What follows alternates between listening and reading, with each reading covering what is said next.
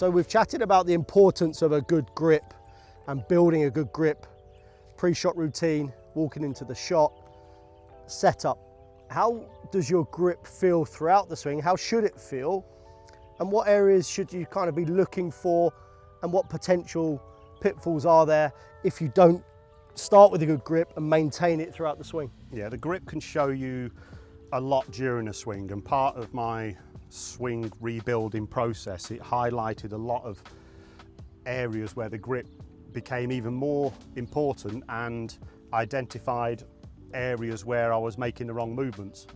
Right, so this grip that we build in the first instance obviously is around trusting it to deliver the club face nice and square and building a repeatable setup, but it also has key points to focus on when you're rehearsing your swing and during the swing. So if we get a nice solid unit at the start where there's no real gaps in the grip, the hands don't spread too much over the grip, and it's a nice compact unit, slid nice and tight together, right? So the hands have got more chance to complement each other rather than potentially deciding which one you're going to use at whatever point, right?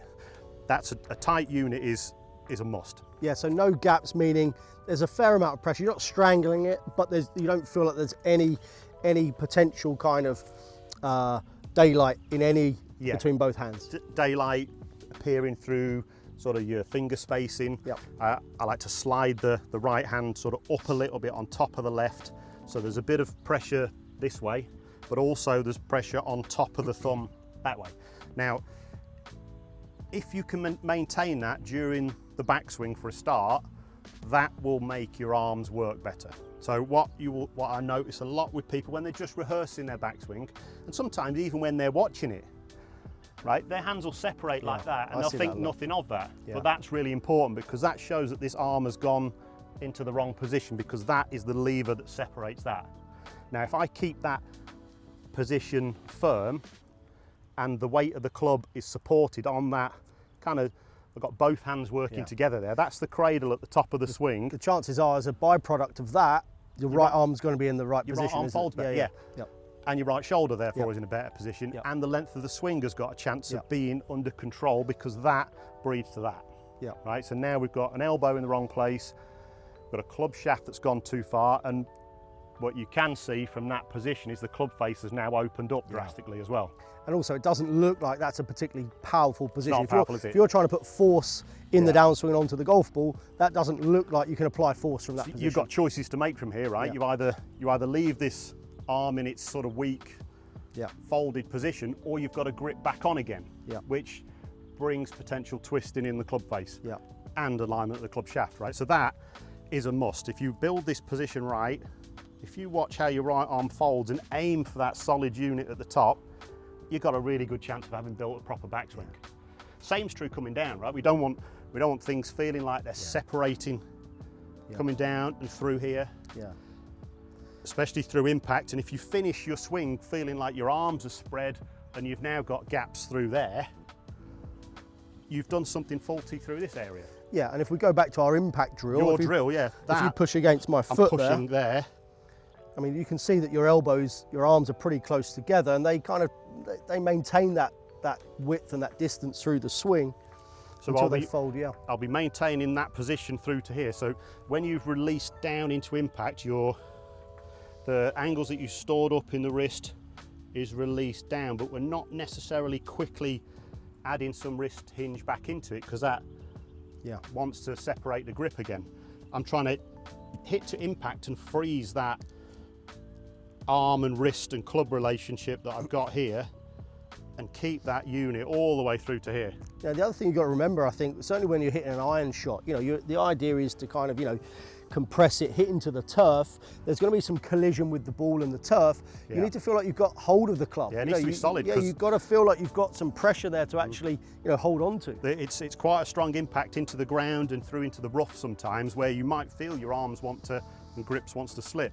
So this unit coming in solid there, you should try and feel at the end of your swing that the pressure is still in the same areas of the grip. So I've still got connection onto my left thumb. I haven't let the club slip through here. This is still the same unit that I started with that I went to the top, came back to impact and took it through to the finish.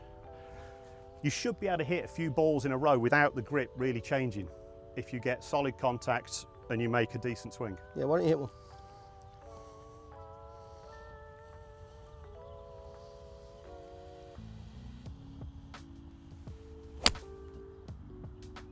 And you can see, just hold it there, you can see there's definitely some pressure here on this area. There's definitely... It's still tight there, I can feel it. There's definitely, there's no kind of softness to it. There's no kind of, there's no real scope for that face angle to really move around, and certainly the club head to move around. Yeah, I aim for that at the end of each swing, to feel the same connection to the club and the club face right to the finish. Now, if I know if I hit that spot at the end where my hands are still intact, and I'm holding the follow through in decent balance, I've made a decent swing and more than likely a good shot. I think that's a brilliant point, is that you can actually judge yourself on your follow through. Once you've hit your shot, just check yourself, just have a look, diagnose it.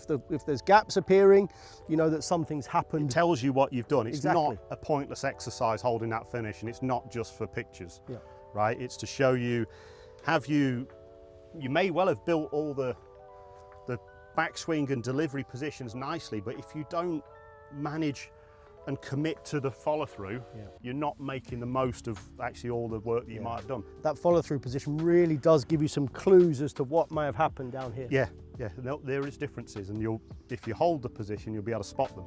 But if you do the typical hit and back to here, right, you can't learn anything. You're relying on your golf lessons all the time to tell you what you've done wrong, right? So hold your follow through and you might learn something. Thanks for watching. I hope you learned something. For more videos like this, head to the Golf Pride channels.